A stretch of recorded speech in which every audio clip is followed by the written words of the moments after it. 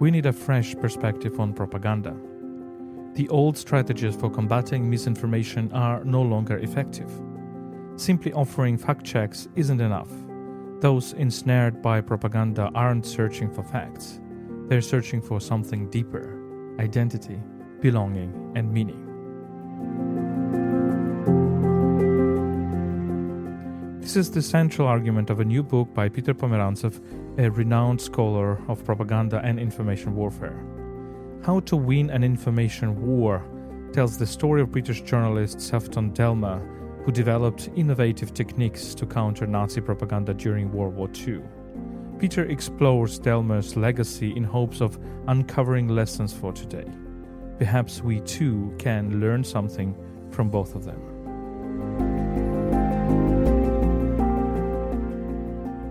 My name is Volodymyr Yermolenko.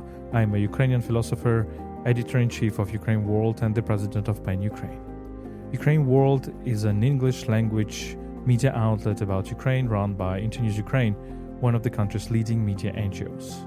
You can support our work at patreon.com/UkraineWorld. Your support is crucial as we increasingly rely on crowdfunding. Even a small monthly contribution can make a meaningful difference. You can also help fund our regular volunteer missions to Ukraine's frontline areas, where we deliver aid to both soldiers and civilians, primarily by providing vehicles for the military and books for local communities. To support these efforts, donation can be made via PayPal. You can find the links in the description of this episode.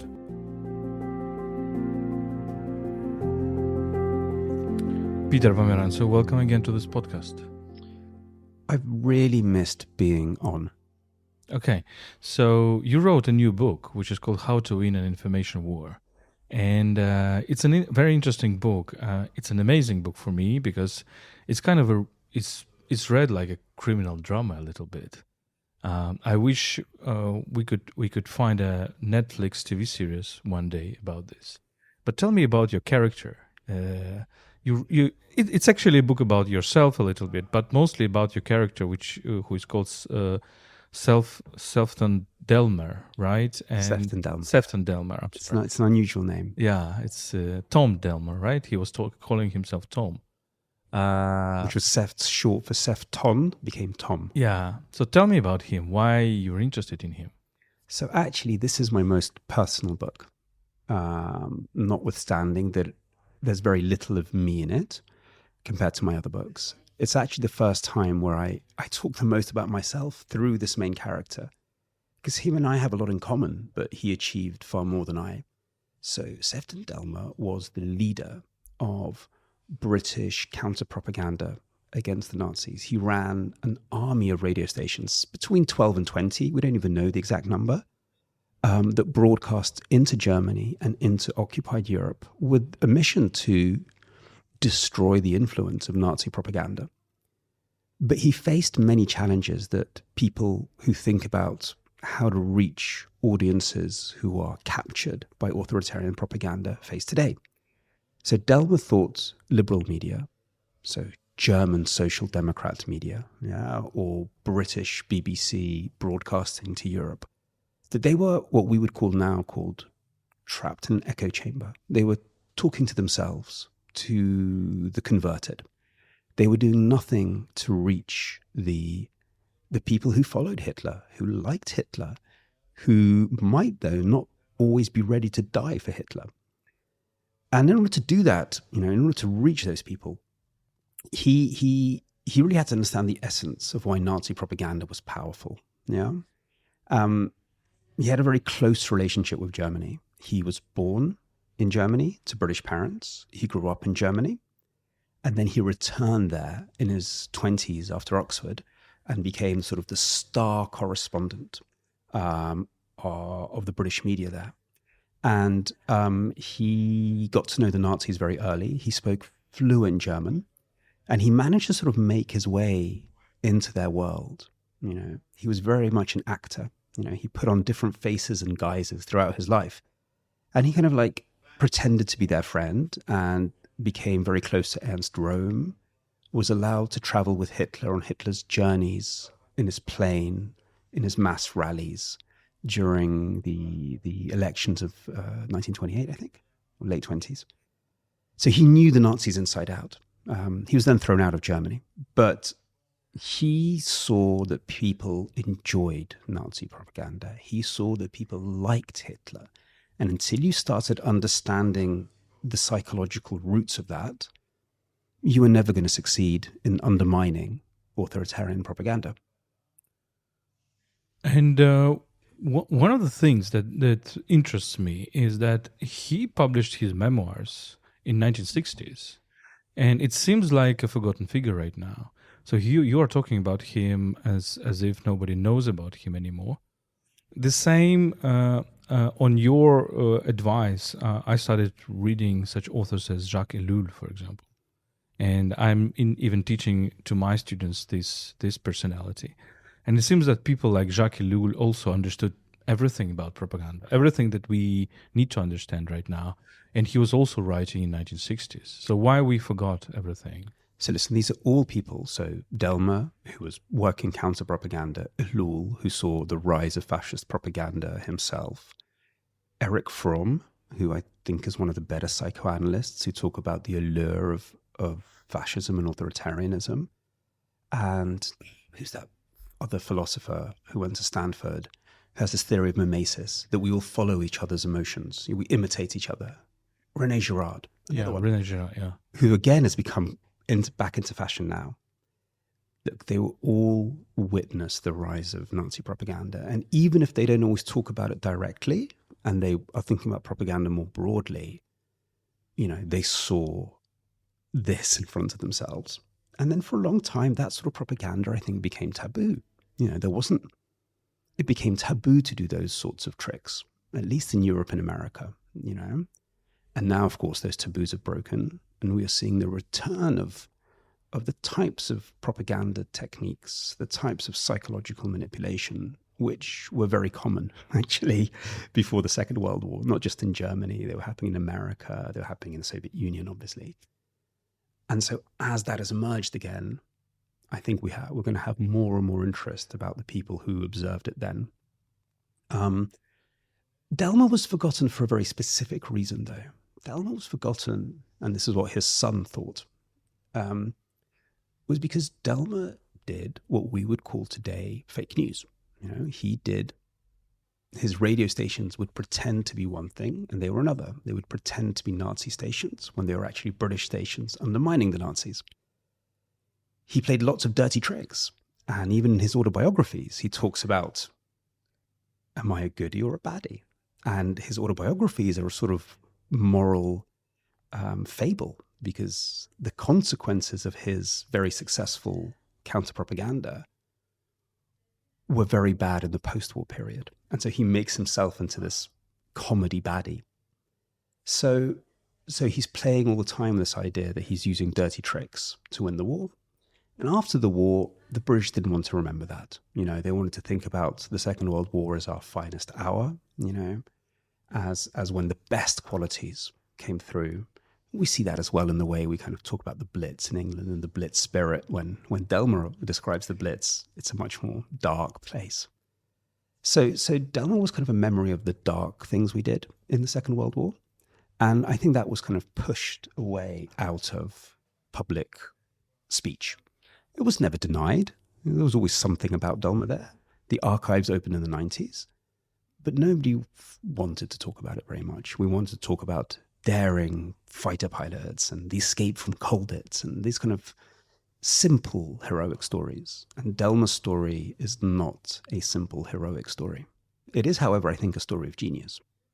So there are two major arguments in your book, I think. The first argument is that the question of propaganda and information war is not really a question of disinformation or lies. It's a question of how you build your identity and how you actually help people who lose their identity, who feel lonely and who feel atomized, to regain their identity.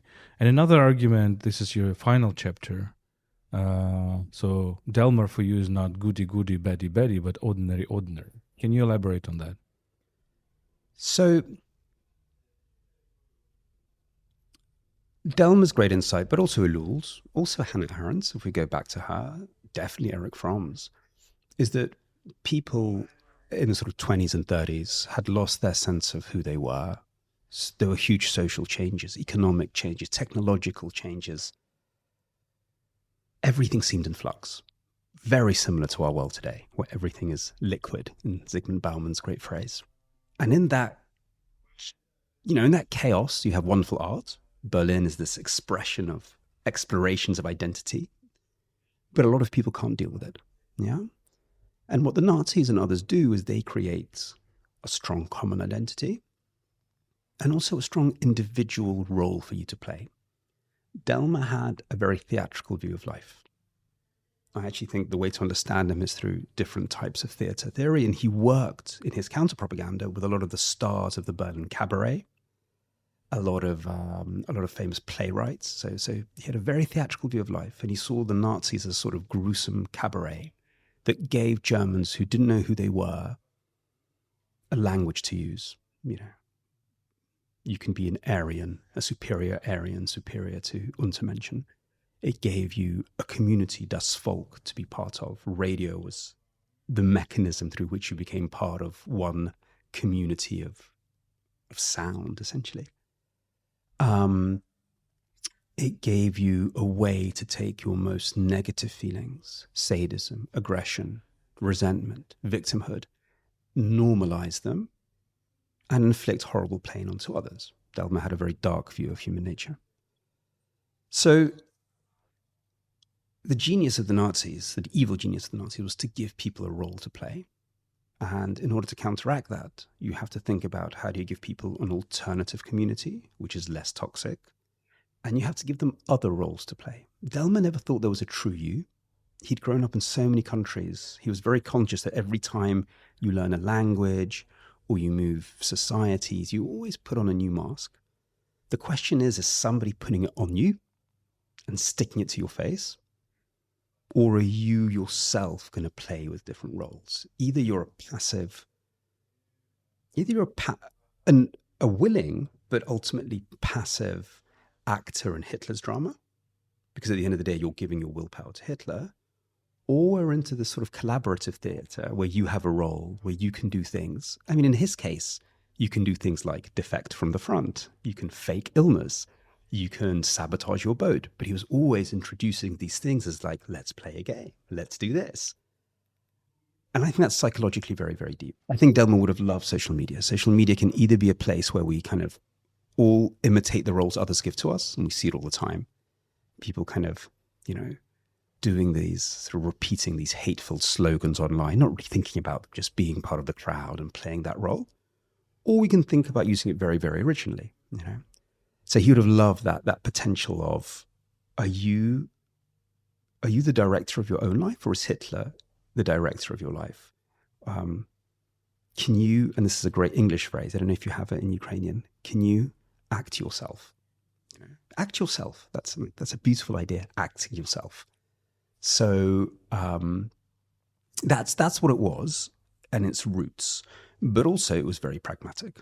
Delmer was trying to organize economic crises in German cities. He was trying to demoralize German troops before a British attack. So he was also being both incredibly pragmatic, often working very closely with the army, but at the same time incredibly psychological and deep. And one thing about him is that you're right about this, that he was himself subject to propaganda. And you describe one of the very strange episodes in his life when he was a boy, an English boy in Berlin, and he was experiencing basically the 1933 and arrival of Hitler, right? And he was also kind of feeling that at a certain moment he would join this identity himself, and he was also attracted to it, but at the same time understood that you need to fight it. So does it mean that in order to understand propaganda, you need to be a little bit vulnerable to it first? So one correction. He was a child during the First Yeah, War. exactly. Yeah, so it's 1914-15. He's a British boy in Berlin. He's bullied. He's the only, imagine being the only, I don't know, Ukrainian boy in a Russian school or whatever. So he's the only English boy in a German school at the start of the war. He's bullied. He's beaten up. He stands up for Britain. And at the same time, when they have these kind of, communal events at school, singing, marching, chanting for Germany, he finds himself singing this, caught up in it, singing how much he loves Germany. And he has this complete split moment when he's like, hold on, who am I? Am I the British boy or am I this German patriot?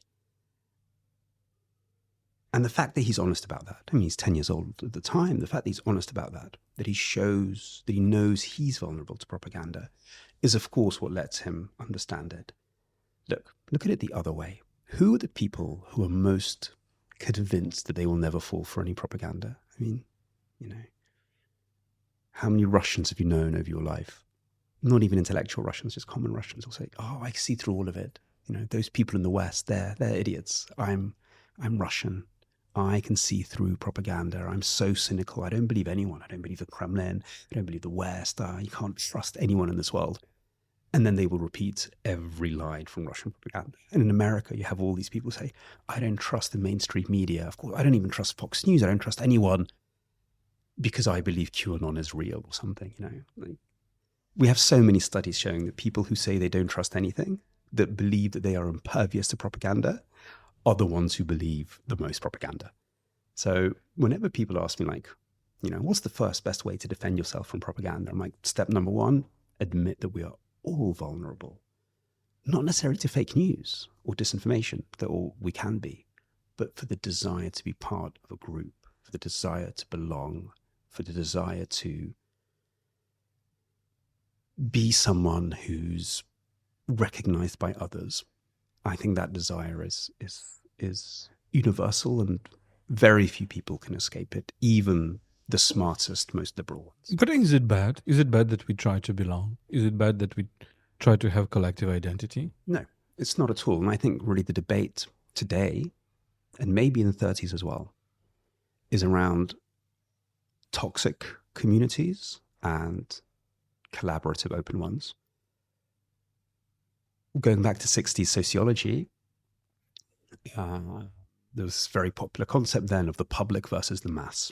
Yeah, the mass is like this angry, seething, but actually very controlled crowd.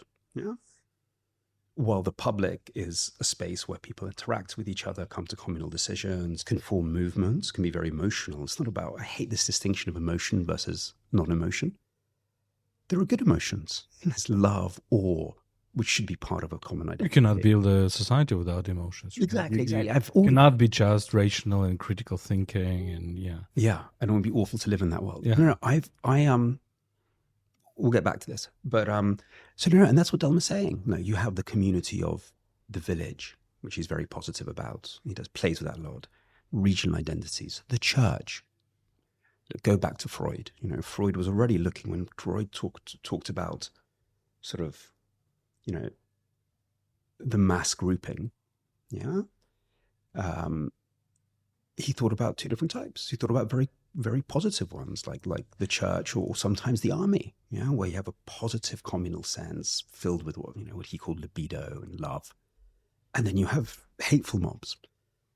I think where we are right now actually is very similar. Because right now, I don't think the great conflict in the world is between freedom and non-freedom. Yeah, I think it's between two different types of community. If the Cold War narrative was censorship versus freedom, totalitarianism versus freedom, right now it's about, in this chaos where people don't know who you are, can we construct communities that are, all the good old things, open, empathetic, tolerant, take decisions together? Or are we going to create these kind of seething, angry masses which are controlled today by algorithms, by tech overlords, by authoritarians? And then we have a liberal illusion that we actually don't need communities, that we are all individuals, cosmopolitan individuals. And I think this liberal illusion is bad because it leads to to the illusion that communities don't matter and that we can live in atomized society by ourselves? Well, Volodya, I am a liberal cosmopolitan. I need community deeply. Also, that community has to like do something. You know, it's not a community for the sake of community. I think we have three crises of the liberal community at the moment. One is one of communication. Like, how do we form the public sphere? How does this positive community form? You know, there used to be an idea, probably a faulty one, that there was like people in the streets and at home, and you know, their opinions and thoughts were formed into the public through newspapers, TV, and that influenced politicians, etc., etc. Now we're in kind of this chaos. I mean, is social media the new public sphere? But who controls that? Is it just a couple of oligarchs in America, some of them with pretty crazy ideas, who are going to control how we form into a community? So look, I think those are the issues we have to address. And then finally, what is the influence of this community? I mean, what people in America are now saying openly, and which they were saying in the 1920s, is that you can't trust the people to make decisions. People don't know what they want. They're too emotional.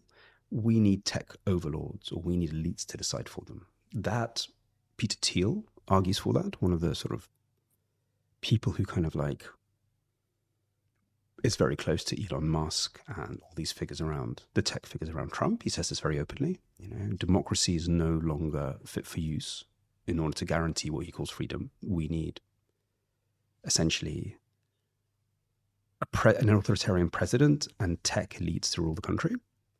He had very similar arguments in the 1920s in America. You know? Yeah, and then it's an old cycle, because if when democracy comes to crisis, the solutions are either tyrannical or oligarchic. We all know that from history. But let me come back to Delmer.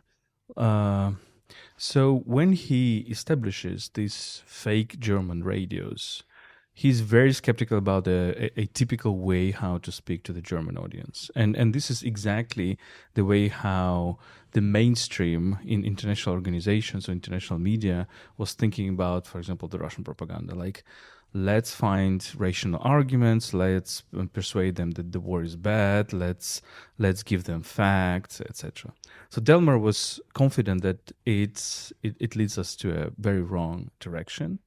And what was his strategy? Because his strategy, as far as I understand from your book, is rather to accept the kind of this fantasy, this Nazi fantasy or this Nazi emotion as real, and try to exploit it, try to turn it against itself. Like, try to say that, yeah, you know, Germany is great, Nazism is great, but these guys around Hitler are just, you know, betrayers. So Delmer created, we don't know how many, but 12 to 20 radio stations over a very brief period, sort of 41 to 45. And he tried very many different approaches. He had a radio station just, you know, meant to be from a rebel SS group. He had one just aimed at Austrian Catholics. He had one, he was controlling in many countries. So it's like Telegram channels today. Yeah, exactly. So there wasn't one thing. His most famous one, but it's only the first one, and it's really the only one that's remained in British public history much, and it was kind of genius, was a figure called Deshev. And he started broadcasting in 1941. And he was, like, if you need an equivalent today, like a Prigozhin figure. You know, he was basically this right-wing Prussian soldier swearing. The show was done as if it was him talking to his, like a cabal of officers. It wasn't broadcasting out. It was as if you, the listener, could suddenly find a wavelength where German soldiers were talking to one another. And he would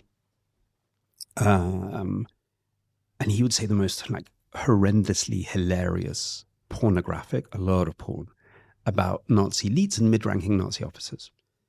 The aim of this was to show the public that there was a split between the army and the party. You've got to remember, this is 1941. The attack on Russia has not happened yet. You know? Soviet Union. The attack on, Operation Barbarossa has not begun yet. Hitler rules Europe, from the Atlantic essentially to the Black Sea via proxies. Britain is alone. It's a moment of total desperation where Hitler's propaganda seems completely in control. any last opposition in Berlin among the working class has been wiped out. And suddenly this voice telling you these completely taboo things, completely outrageous things, in a voice that is more German than the Nazis. You know, the Prussian officer corps is a deeper identity than the Nazi one, which was an idea of Delmer's. You've got to do something that's deeper than the Nazis. Using the sort of language that nobody used in radio. I mean, the pornography scenes are stunning. You know, sadomasochistic scenes, orgies where mid-ranking Gestapo officials, and it was very much against the SS, actually, it was against Himmler, that the SS are organizing orgies in monasteries where they force prostitutes and nuns to dress up in kind of veils, and they pour candle wax over them, and a lot of sadomasochism, which I think got to the essence of the Nazi project in many ways, as we've discussed before. And incredible details about the corruption of the German party officials. And it was all about how these guys betray the army. But unlike Prigozhin, the aim of this was not to stop corruption in Germany. He wanted people to listen to this and go, oh my God, there's a split between the party and the army. And this corruption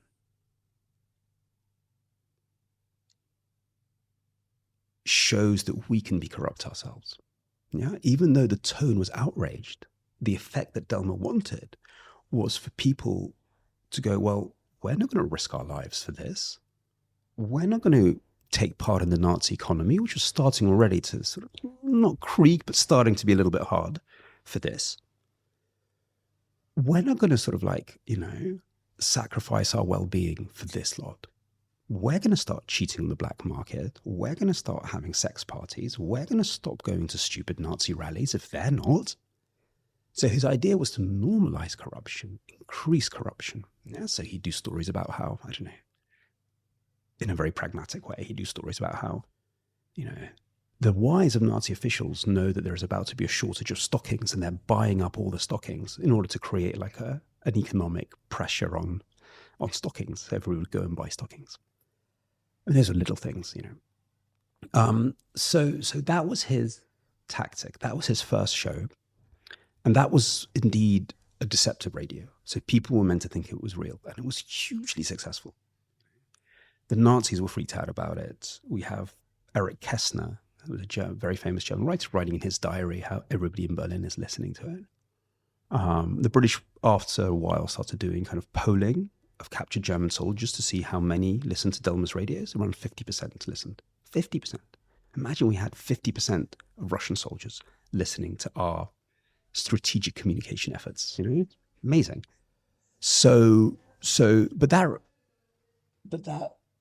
But that station was also quite quickly, you know, blown by the Gestapo. So the Gestapo basically worked out who it was, and they told German people, look, this is just the Brits. You know?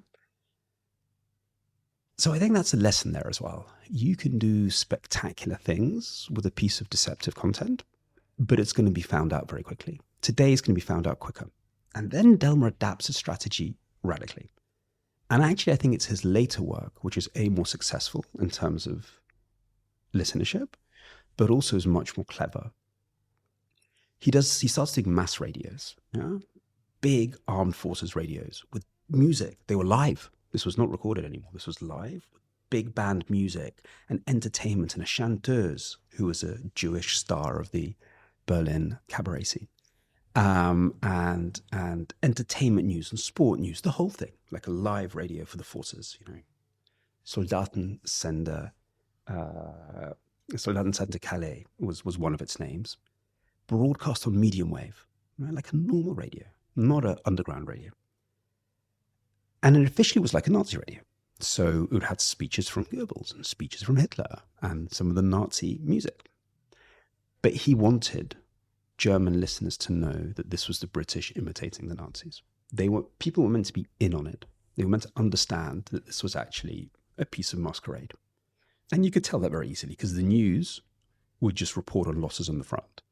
You know, there was lots of details, like the life of a soldier on the front, with incredible detail about how awful it was on the front. Real detail actually got from the front through a very complicated system of research. And Delmer was doing that for two reasons. Safety. When people would tune in to a foreign radio like the BBC, this was a crime punishable by hanging. So here, if the Gestapo came, or if your officer came and said, look, this is actually a British station, you're like, but I just had Goebbels' speech on, sir. I had no idea. So you could deny things. So that's very important. But more importantly than that was a psychological safety. And everybody who wrote on the who worked on the radios writes about this, because I found a lot of unpublished memoirs as well. This is what they said. They said that even people who knew this was the British would find it easier to listen to what was essentially treacherous content when it was we. It was giving people a psychological excuse. Our boys, our army, we Germans. Even though they knew it was actually the British, this made it psychologically easier. And even deeper than that, I think Delmer was saying something very specific to people. Look, Nazi propaganda, we can imitate it, even though we're the British. And then we give you stories about your life which are more true, closer to your experience than Nazi propaganda. So why do you need them? We can do all they do. We can do the speeches. If you want to feel that, fine. But I'm welcoming you into community where we understand more than you. But I'm welcoming you into community where we understand more about your lives than the enemy. Which is really quite a stunning idea, because today we wonder, would we liberals ever be listened to by people who vote authoritarian? Delmer is saying you can. If you show, that's actually stronger. If you show, yes, I'm on the other side of a real war, let alone a culture war, but I can understand you better than them, people will be drawn in. Yeah, you'll start to win people's trust. And when POWs would be captured, they'd be interviewed about the radios. They'd all say that, like, the amount the British know about us, both in terms of espionage, but in terms of understanding us, made us go, well, there's no point fighting. These people know us. These people understand us. They firstly know all our maneuvers, but they understand our lives. No? How can we fight this? It's very disarming. So throughout, Delmer's also doing several things. So he's welcoming these people into an alternative community. He's also giving them a space to vent their most strong, violent emotions. He saw how the Nazis manipulated anger, viciousness, sadism. His shows were full of those emotions, but redirected at the Nazi party. So sort of breaking their monopoly over strong emotions. And then the third thing, which I think is the most subtle one, but I think the most important one, is that there's something about the process of being involved in this sort of masquerade that liberates you from the Nazi performance. The Nazi performance, and Goebbels would talk about this a lot, was all about giving up your willpower, being part of an orgiastic mass. He'd talk about it and Hitler talked about it as well, how people in the Nazi crowd would feel themselves part of this, this almost this being that didn't have any individual willpower anymore. That was part of one experience. Delmer's doing the opposite. He's always stimulating people to think for themselves. Just the process of tuning into the radios is already this sort of psychological liberation. You're listening to a radio that is the English cosplaying the Nazis. And that the British know that you're doing this, but you're both pretending as if this is a real Nazi station. So you're already psychologically going through these steps, which are getting you into a very different psychological dynamic to what the Nazis do. How can we use these lessons today? Because I think one of the very important things that we need, for example, if we think how to influence Russians today, one thing is that we should get rid of our illusions about Russians. We should get rid of an idea that Russians think, feel in the same way as we, as Europeans, as Americans, as Ukrainians. We really need to think what bothers Russians, what interests them. And probably we need to play with this idea of Great Russia, but in a different way. As you say, show them the deeper Russia than the Putin shows to them. Or your one of the conclusions might be that, okay, they kind of outsource their subjectivity to Putin, to this collective body. But then at a certain moment, there is probably a need to bring this subjectivity back, to bring this individuality back in a certain way, and to reject this fatalism. What do you say? So listen, there's several steps that have to be taken. First, we have to recognize a political fact. You know, at the moment, obviously, Ukraine does information operations into Russia. We'll find out more about them after the war. And I think there'll be many great stories like with Delmer. But I assume they're more connected to the direct military operations, you know. What we have to realize, and I think some of the allies should do, because it takes a lot of resources. I mean, the resources that Delmer were given were vast, is that the Kremlin elites will not look for peace in a serious way until they feel that their control over society is under threat. The only path to peace is to put enough pressure on the Kremlin elites that they have to recalculate the risks of the war. Now, that includes oil price, that includes some cleverer sanctions. We can talk about many things that make them paranoid, but so far we haven't even tried to do this. So far, all we've done in the West is signal to Russia, we're in this for the long term, and with Trump, that's collapsed. It was never about making them feel worried. It was just like, you think you're going to outlast us? We'll outlast you. That was the Biden-Sullivan approach. If Biden stayed in, maybe it would have worked. You know, I think Biden's idea was, we're richer than them. At the end of the day, we'll always be able to put more chips on the table. Oh, you've put this on the table? But it wasn't really working, was it?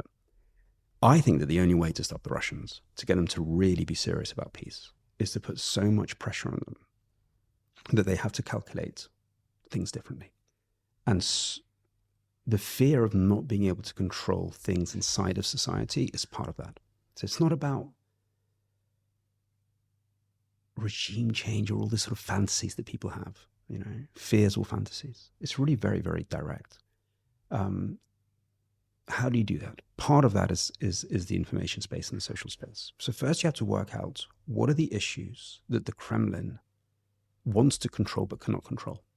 We do a lot of analysis of this in the academic community and the sort of various stratcoms groups. Sort of, there's quite easy to see, once you analyze a lot of Russian discursive data, media, social media, behavioral data, when the Kremlin's propaganda works and when it doesn't. A lot of its holes have been around the economy. You know, it'll try to pressure people into not taking out payday loans. You know, it's like the Nazis would try to get people to save or invest in Nazi coupons. Yeah, Delmer will try to undermine that. So a lot of the fragilities around the economy and economic well-being. So you would push your campaigns there in a way to show the Kremlin, you thought you could do this campaign. Look, we just destroyed you. Yeah? You thought you could, I don't know, get people in one region to all go and work in a factory to produce munitions. We just messed that up. You have to start getting them to think, okay, we're not actually in control. Because at the moment they think they're in total control. In order to do that, you have to understand both what's working, what's not working. And you have to understand the deeper appeal of Kremlin propaganda. So I've been doing a lot of research in Russia with various academic partners, looking at when does Russian propaganda work well. And it works well a lot like Nazi propaganda when it is combined with ideas of Russian superiority and chauvinism. So over half of Russians will agree with questions about Russia as superior to other countries, Russia has been victimized. So the whole cocktail of victim narrative, legitimizing chauvinism and supremacism that we saw in the Nazis and in so many authoritarian regimes. I mean, it's classic. So that is deeply connected to support for the war. So you have to think about the themes that undermine that. So weirdly, the themes that don't undermine that, firstly, is certainly showing dead Ukrainians won't help. Showing dead Russian soldiers won't help either. Yeah? That has a backfire effect. That makes Russians more aggressive.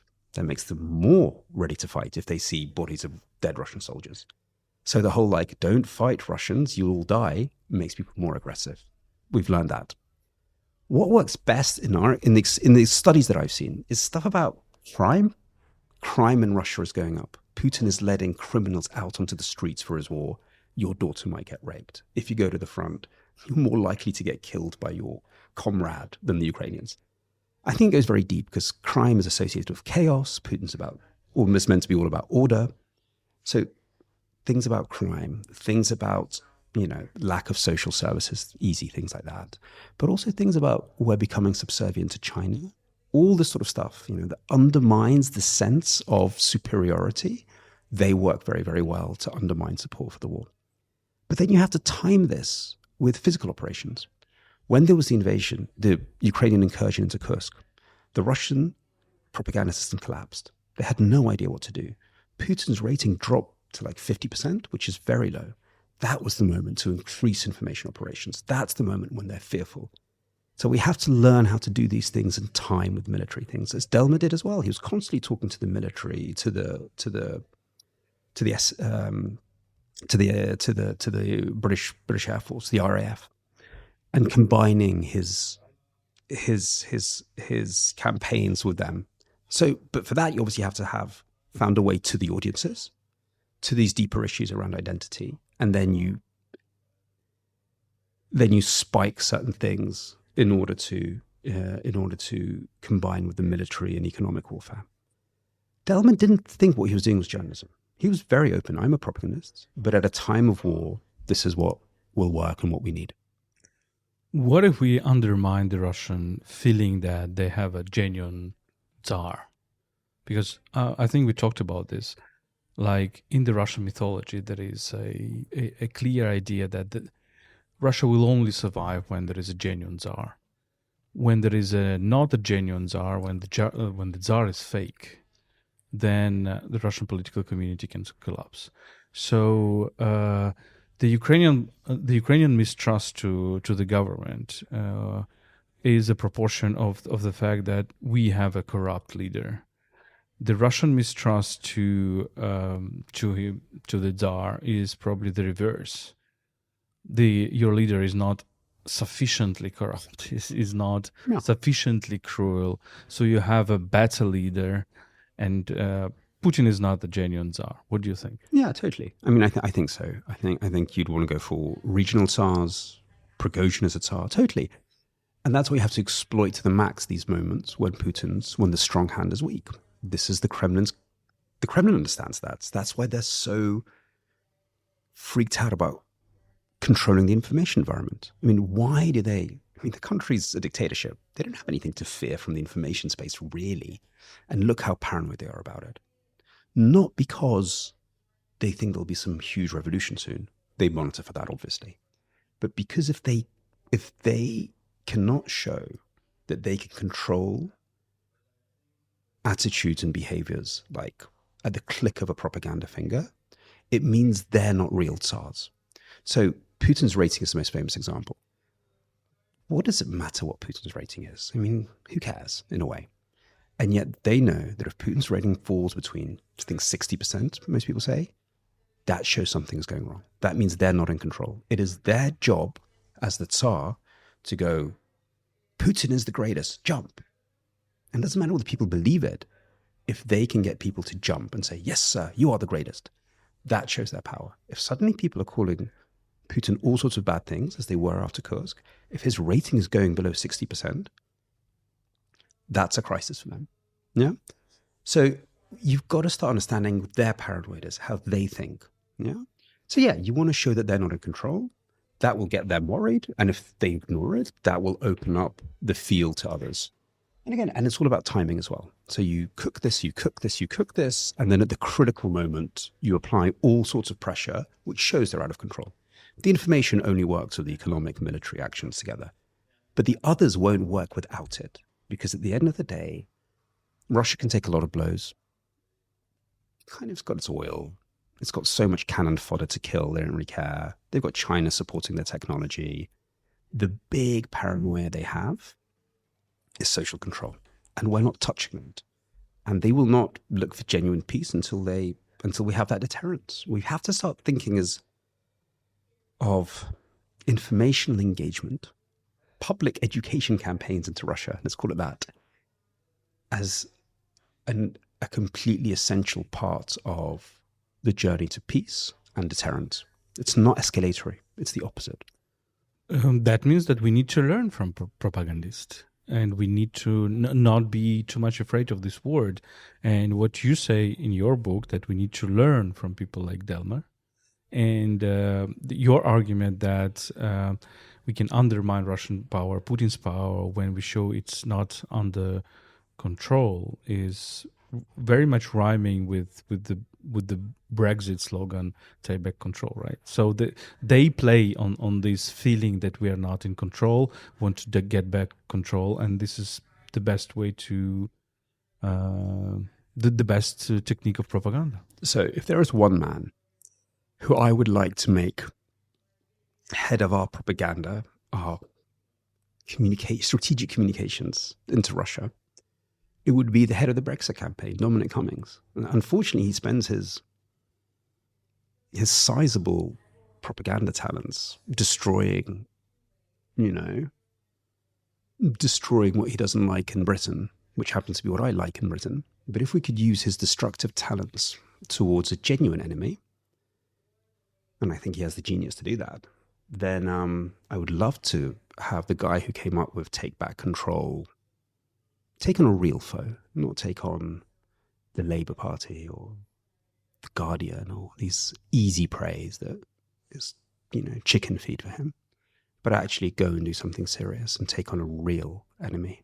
I think he's got the talent. We'll see, though. Maybe my last question. You talk a lot about psychoanalysis, and probably even propaganda as an art in the 20th century was born out of people like Bernays, who were connected with Freud and even directly. And I came up with an idea recently, a very simple idea, that basically propaganda is psychoanalysis in reverse. It's psychoanalysis upside down, because psychoanalysis is taking your trauma and trying to cure it, and propaganda is taking your trauma and trying to make it feel worse. What do you think? Well, I mean, this was a line I had in my previous book, that I conceive of this in a very similar way. I called it the competition or the conflict between the cult leader and the therapist. The authoritarian propagandist works like a cult leader. They prey on they find out your vulnerability, and then they manipulate it to make you follow them and be part of a collective that they control, and you're in their power. The therapist finds out about the same traumas, the same awful things, and helps you express it and bring them into speech. In this case, not private speech, but public speech. That's what good media, positive propaganda, or whatever we want to call it, does. It's taking all our resentments, angers, frustrations, and then bringing them into public speech. So we can talk about them, tell stories about them, make movies about them, have podcasts about them. So I think I completely agree with you. I think that's a very good metaphor to use. But then Delmer, what you describe in his latest years, and I think what you're trying to do now, is something different. Is something more close to psychoanalysis, but collective psychoanalysis. Let's think how we deal with trauma, but not in a sadistic way, not in the way how we make it worse, but try to cure it. No, I don't know if he was trying to cure it. At the end of the day, he was trying to win a war. We also forget. Well, I think Ukrainians understand this. This is not a theoretical thing for him. He was looking what works. But like everybody at the time, he was steeped in psychoanalysis. I think he was not a huge devotee of it. But to be precise, the first de facto professor of psychoanalysis at Cambridge, McCurdy, who'd been a sort of like a first generation student of I don't remember if he studied with Freud, but first generation psychoanalyst. The guy who actually kind of defined post-traumatic stress in the First World War, and a guy who explored a lot the idea of kind of the desire of soldiers for death and the idea of soldiers for a wound, and played with this a lot in his work with Delmer. How some soldiers want to die just to end the agony, end the fear, end the sort of the horror of being at war, while others try to get themselves wounds in order to get out for the front. So the difference between these two things. So anyway, McCurdy was part of Delmer's team, I don't think he would have said that what he was doing was therapy at this point. They were trying to win a war. But in order to win the war, they had to get Germans and Nazis to act independently, and in that sense, freely, as an independent from the Nazis. Yeah. Delmer did lots of very immoral things, by the way. You can read the book and things that he said he regretted afterwards. Deeply immoral. Deeply immoral. But essentially, he is trying to get Germans and Nazis to think for themselves and in that sense be free. No? Not in a romantic way, but in a very kind of psychologically, well, this is a very pretentious podcast. So what Hegel would call autonomous. He wanted people to be autonomous, to start going, do I really need to die for Hitler? Do I really need to be here on the front? Do I really believe these stupid Nazi songs? Do I? Who am I? He's trying to get to that moment, which I think is actually a democratic critical thinking moment. So, but that's not because, he's dreaming of a democratic Germany. It's because he wants to win a war. Peter Pomerantsev, thank you so much for this conversation.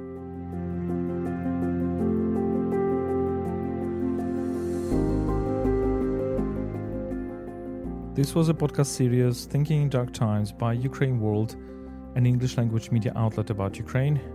My name is Volodymyr Yermolenko. I am a Ukrainian philosopher, editor-in-chief of UkraineWorld and president of PEN Ukraine. UkraineWorld is run by Internews Ukraine, one of the country's leading media NGOs. Let me remind you that you can support our work at patreon.com/UkraineWorld. Your support is crucial as we increasingly rely on crowdfunding. Even a small monthly contribution can make a meaningful difference for us. You can also help fund our regular volunteer missions to Ukraine frontline areas, where we deliver aid to both soldiers and civilians, primarily by providing vehicles for the military and books for local communities. To support these efforts, donations can be made via PayPal at ukraine.resisting@gmail.com. You will find these links in the description of this episode. Thank you for listening, stay with us, and stand with Ukraine.